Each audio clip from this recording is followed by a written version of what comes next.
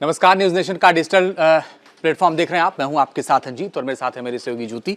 आज हम बात करने वाले हैं वन नेशन वन इलेक्शन को लेकर के, क्योंकि कैबिनेट ने इसे मंजूरी दे दी है। ज्योति, बिल्कुल जाहिर तौर पर कैबिनेट ने मंजूरी दे दी और ये वो मुद्दा है जिसका जिक्र बीजेपी बार बार करती रही है, अपने मैनिफेस्टो में करती रही है।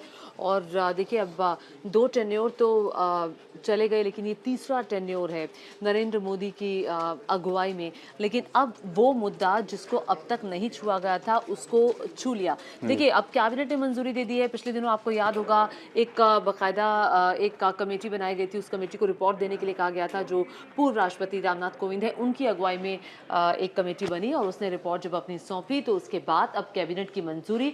और अब कहा जा रहा है कि विधेयक को पटल पर रखने की तैयारी चल रही है। और अभी ये जो शीतकालीन सत्र है अंजीत, उसी में ही पटल पर रखा जाएगा। लेकिन राह बहुत आसान नहीं है सरकार की वन नेशन वन इलेक्शन को लेकर, क्योंकि विपक्ष लगातार इसका विरोध कर रहा है। बिल्कुल। और ये ऐसा 1951-52 में जब चुनाव हुआ था, उसके बाद से 67 तक लगातार ये चुनाव होते रहे वन नेशन वन इलेक्शन की तरह ही। उसके बाद फिर तमाम विधानसभाएं भंग हुई, उसके बाद ये पूरा समीकरण बदल गया। लेकिन एक बार फिर से ये चर्चा है। इन चर्चा के पीछे बहुत सारी चीजें कही जाती हैं कि जब अलग अलग राज्यों में आचार संहिता लग जाती है, उस वक्त काम नहीं हो पाते विकास के। लिहाजा एक ये भी वजह है कि कहा जा रहा है कि भाई अगर आचार संहिता नहीं लगी, एक साथ लोकसभा और विधानसभा के चुनाव करा लिए जाएं तो काम में आसानी हो जाएगी, आचार संहिता जब कम रहेगी। दूसरा ये है कि जो खर्च है पैसों का वो भी घटेगा, क्योंकि कई हजार करोड़ कई लाखों करोड़ रुपए खर्च होते हैं इलेक्शन में, उसमें भी कमी आएगी। तो ये तमाम बातें हैं जिनका जिक्र किया गया है और सरकार ये चाहती है कि वन नेशन वन इलेक्शन आए। हालांकि इसमें दो बातें हैं। तमाम विधानसभा के चुनाव पहले हुए हैं, तमाम विधानसभा के चुनाव बाद में हुए हैं। उन सबको कुछ को पहले कराना पड़ेगा, कुछ को बाद में कराना पड़ेगा। ये दिक्कतें आ सकती हैं, लेकिन इसके लिए पूरी प्लानिंग फिलहाल तैयार की गई। ज्योति, बिल्कुल जाहिर तौर पर आप बिल्कुल ठीक कह रहे हैं कि जो खर्चा है उस खर्चे पर लगाम लगाने की तैयारी, और बहुत सारे जो आपके काम है इंफ्रास्ट्रक्चर से जुड़े हुए और बहुत सारे जो राज्य के काम है वो रुक जाते हैं। लेकिन देखिए, बड़ी बात यह है कि अंजीत, जो क्षेत्रीय दल है उनको लगता है कि वन नेशन वन इलेक्शन होगा तो उससे उनको फायदा नहीं होगा। क्षेत्रीय दल को खास करके बहुत ज्यादा आपत्ति है इस मसले को लेकर, और राजनीतिक दलों का मानना है कि ऐसे चुनाव से राष्ट्रीय दलों को तो फायदा होगा लेकिन क्षेत्रीय दल घाटे में रह जाएंगे।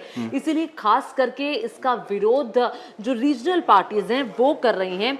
उनका ये मानना है कि राज्य स्तर के मुद्दे उससे दब जाएंगे। जब राष्ट्रीय चुनावों के साथ स्टेट के भी इलेक्शन होंगे तो ज्यादातर जो स्टेट के मुद्दे हैं, वो जो राष्ट्र के मुद्दे हैं, जो नेशनल इश्यूज हैं, वो हावी होंगे, जिससे जो उनके अपने राज्य के इश्यूज हैं वो दबते हुए से नजर आएंगे। अब ये भी हो सकता है, इसमें कोई दो राय नहीं। अब एक्सपर्ट से जानना होगा कि वो इस पर क्या कहेंगे। बिल्कुल। और इसमें दो चरण में चुनाव कराने की बात कही गई है। एक में लोकसभा और विधानसभा के चुनाव होंगे, एक में नगर पंचायत और नगर पालिका के चुनाव होंगे। वो अलग अलग तारीख पर होंगे। तो दो चरणों में चुनाव संपन्न करा लिए जाएंगे। लेकिन अब ये सवाल है कि जैसे 2022 में यूपी में इलेक्शन हुआ, 2027 में होना है, और केंद्र का जो चुनाव होगा 2029 में होगा, 24 के बाद। तो क्या तमाम राज्यों का कार्यकाल बढ़ाया जाएगा, फिर तमाम राज्यों का कार्यकाल घटाया जाएगा?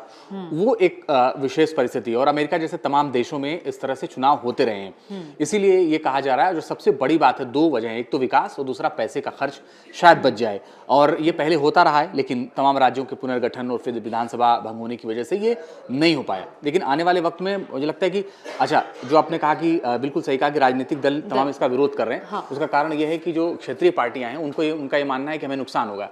राष्ट्रीय पार्टी को तो फायदा हो सकता है, लेकिन क्षेत्रीय पार्टियों को नुकसान होगा। इसलिए वो ये ऐसा मान रहे हैं कि ये नुकसान उनके लिए बड़ी मुश्किल साबित कर सकता है, इसलिए वो विरोध कर रहे हैं। लेकिन इस विरोध के बावजूद भी सरकार इस पर अड़ी हुई है और पिछले काफी दिनों से इसकी तैयारी चल रही है। और सरकार का ये मानना है कि इससे बहुत ज्यादा फायदा होगा और इसीलिए इस बिल को लाना बहुत जरूरी है। और देखिए, जाहिर तौर पर ये बीजेपी के मैनिफेस्टो का हिस्सा भी रहा है। अब देखिए, इसके लिए सरकार ये चाहती है कि बाकी राजनीतिक दलों को साथ लेकर वो आगे बढ़े।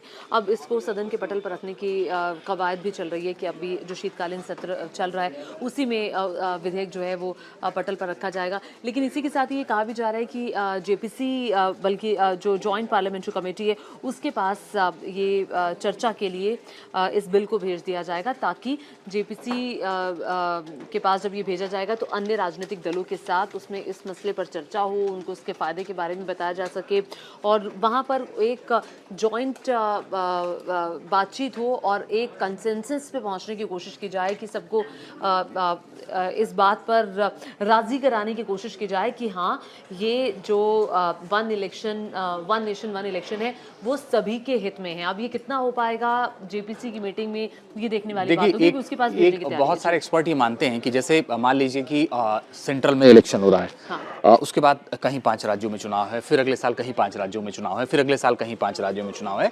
तो जो बड़े मंत्री हैं, नेता, इनफैक्ट प्रधानमंत्री भी, वो लोकसभा के चुनाव में तो प्रचार में जाते ही हैं, जो 5 राज्यों के विधानसभा चुनाव होते हैं उसमें भी वो जाते हैं।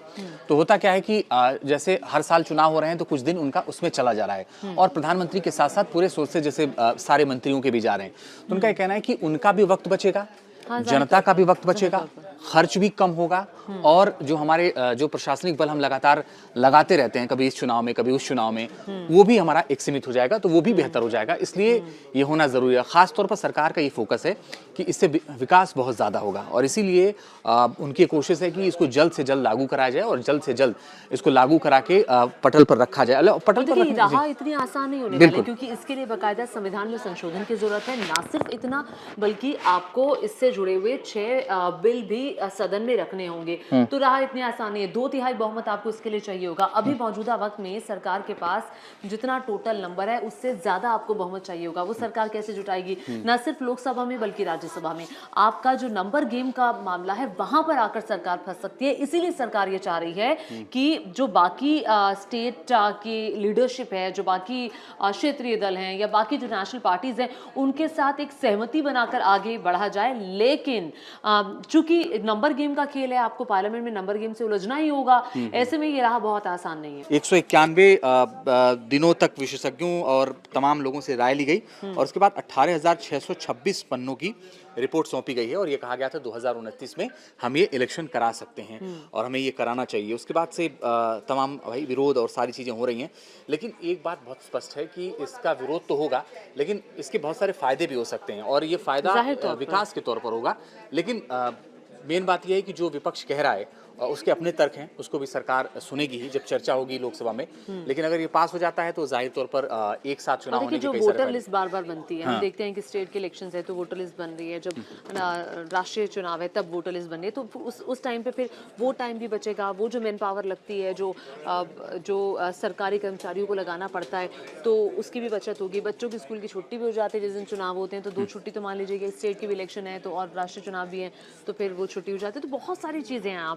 आप जो सरकारी मशीनरी जो लगती है चुनावों में, उसकी भी बचत होगी। वो उतना नहीं, एक बार ही जो कामकाज है वो पूरा हो जाएगा। लेकिन अब बड़ी बात यह है कि आप जो आपकी सहयोगी पार्टियां हैं, आपके जो क्षेत्रीय दल हैं या बाकी नेशनल पार्टीज हैं, आप उनको कैसे मनाएंगे? आप क्या बात करेंगे? आप कैसे फायदे समझाएंगे?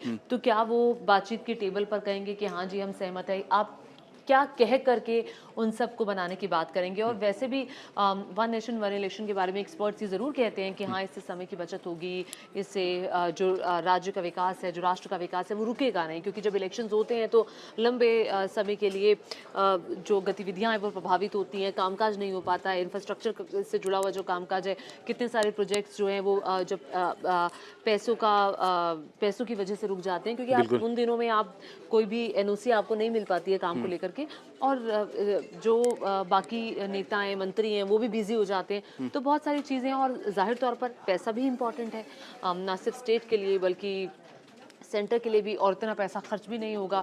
जो प्रचार में दिन रात जुटे हुए नेता होते हैं, हेलीकॉप्टर का खर्चा होता है, उनकी प्रचार सामग्री का खर्चा होता है, तमाम तरह के अलग अलग प्रकार के खर्चे जो होते हैं, उससे भी निजात मिल पाएगी। तो आप लोग क्या सोच रहे हैं वन नेशन वन इलेक्शन को लेकर? नीचे कमेंट करके जरूर बताइएगा। क्या आपको लगता है कि इसके फायदे बहुत ज़्यादा हैं, या फिर आप इस बात से सहमत हैं, हमारे दर्शक इस बात से सहमत हैं कि नहीं, अभी जैसे जिस ढर्रे पे चुनाव हो रहे हैं वैसे ही होने चाहिए? प्लीज़ कॉमेंट करिए। न्यूज नेशन अब व्हाट्सएप पर खबरों के ताजा अपडेट के लिए न्यूज नेशन के इस QR कोड को स्कैन करें।